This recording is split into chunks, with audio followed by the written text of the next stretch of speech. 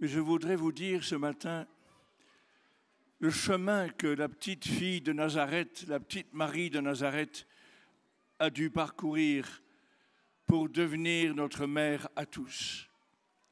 Ne vous imaginez pas que le soir du 25 mars, Marie s'est dit à elle-même « Je vais devenir la mère du Verbe éternel qui se fait chair et je serai la mère de l'Église et de toute l'humanité. » Elle a été bouleversée, notre Saint-Luc, par la salutation de l'ange Gabriel.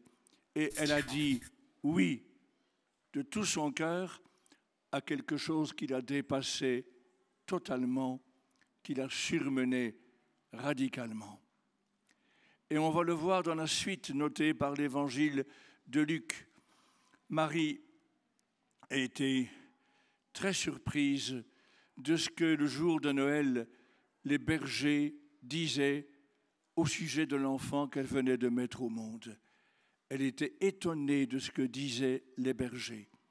Tout comme lors de la présentation de Jésus au temple, elle sera étonnée de ce que le vieillard Siméon et la vieille prophétesse Anne racontaient au sujet de cet enfant.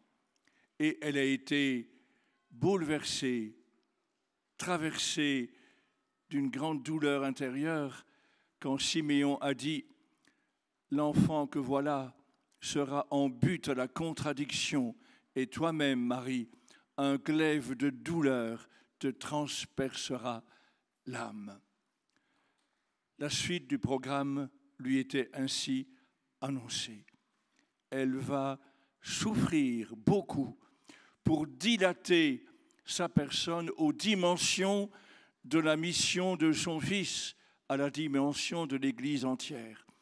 Rappelez-vous, quand Jésus est retrouvé au temple 3 jours, après 3 jours de recherche, Marie, avec un peu d'agacement, lui dit « Mon enfant, pourquoi nous as-tu fait cela? Vois, ton père et moi, nous t'avons cherché dans l'angoisse. » Et Jésus répond, de manière un peu cinglante, remettant les pendules à l'heure, « Comment se fait-il que vous m'ayez cherché?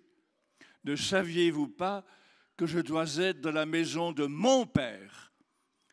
Marie avait dit, ton père et moi, elle ne disait pas chaque fois ton père putatif, ton père légal, elle disait, ton père et moi, nous t'avons cherché dans l'angoisse, pourquoi tu fais une fugue? Et Jésus répond, ne saviez-vous donc pas que je dois être dans la maison de mon Père? Il n'a pas fait une fugue, il est resté dans la maison de Dieu, qui est son seul Père. Ensuite, lorsque, au cours de la mission publique de Jésus, les 2 ans et demi de son ministère, on vient dire à Jésus, ta mère est là dehors, elle voudrait te parler, ainsi que tes frères et tes sœurs, tes cousins, tes cousines, ils veulent te parler un instant. Et Jésus note, Luc, mais surtout Marc, Jésus regarde longuement tous ceux qui sont assis autour de lui en train de l'écouter. Qui donc est ma mère? Qui sont mes frères? Celui qui écoute la parole de Dieu et la met en pratique, voilà qui est pour moi mère, frère et sœur. Marie n'obtiendra pas quelques minutes d'audience auprès de son Fils, car elle doit apprendre durement, péniblement, qu'elle n'est plus seulement la mère de son Jésus à elle, elle est la mère de tout disciple et de tous ceux qui écoutent la parole de Dieu et qui la mettent en pratique, et elle-même, à sa suite, à son exemple.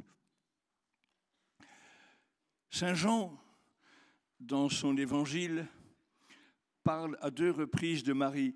Il ne cite jamais le prénom Marie, parce que Marie est plus que Marie désormais. Il parle de la mère de Jésus. Et voilà que Jésus, du haut de la croix, lui dit « Femme, Marie est plus que Marie, elle est l'Ève nouvelle, la femme nouvelle, celle qui doit résumer en sa personne toute la réalité profonde de l'Église. Femme, voilà ton fils. Désormais, ton fils n'est plus seulement moi, mais c'est le disciple bien-aimé et bien-aimant.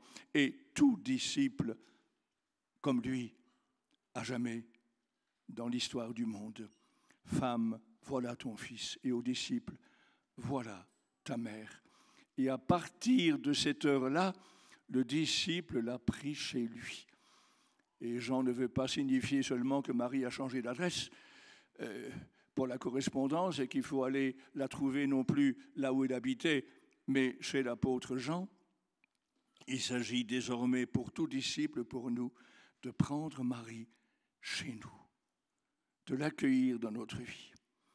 Cela avait déjà été préfiguré par Jean au chapitre 2 de son évangile, lors des noces de Cana, où le petit couple de Cana, dont on ne sait rien, représente symboliquement pour Jean la première alliance avec Israël. Elle a joué son rôle, mais elle doit maintenant passer la main, passer le flambeau à la nouvelle alliance. Son vin est tari. Elle n'a plus de vin à offrir. Marie intercède pour le couple en disant « ils n'ont plus de vin ». C'est un indicatif qui, comme souvent dans le langage quotidien, est un impératif déguisé. Fais quelque chose. Et Jésus lui dit « Femme, que me veux-tu là ? Mon heure n'est pas encore venue, l'heure des noces nouvelles, l'heure de l'alliance nouvelle et éternelle, l'heure de la croix glorieuse n'est pas encore là. » Et cependant, à la demande de Marie, Jésus va anticiper sur l'heure et il va déjà offrir le vin surabondant et capiteux, de grande qualité, de la nouvelle et éternelle alliance. Car ce que Marie veut, Dieu veut. Et donc nous retirons de ce rapide parcours que Marie est notre mère, à tous et à terme de toute l'humanité, que nous devons l'accueillir chez nous et que, à sa demande, Dieu est disposé à exaucer nos prières. Nous le retrouvons encore dans les Actes des Apôtres, chapitre 1er, aussitôt après l'Ascension. Les apôtres, les 11 qui restent après la défection de Judas, sont en train d'attendre le don de la Pentecôte. Et Luc note que le groupe des 11 apôtres masculins sont des hommes parce qu'ils ont à représenter le Christ époux de l'Église. Ce sont des hommes, mais ils sont englobés par tout un groupe de femmes, parmi lesquelles Marie, la mère de Jésus. L'Église hiérarchique, comme nous disons, n'est crédible que si elle est mariale. Elle se laisse envelopper, portée par l'Église mariale, l'Église féminine, l'Église notre mère, l'Église épouse du Christ. Et c'est ainsi que Marie devient, dans l'Apocalypse, la femme drapée de soleil, couronnée d'étoiles, la lune sous les pieds, mais toujours proche de nous. Elle est dans les douleurs d'un enfantement qui durera jusqu'à la fin des temps.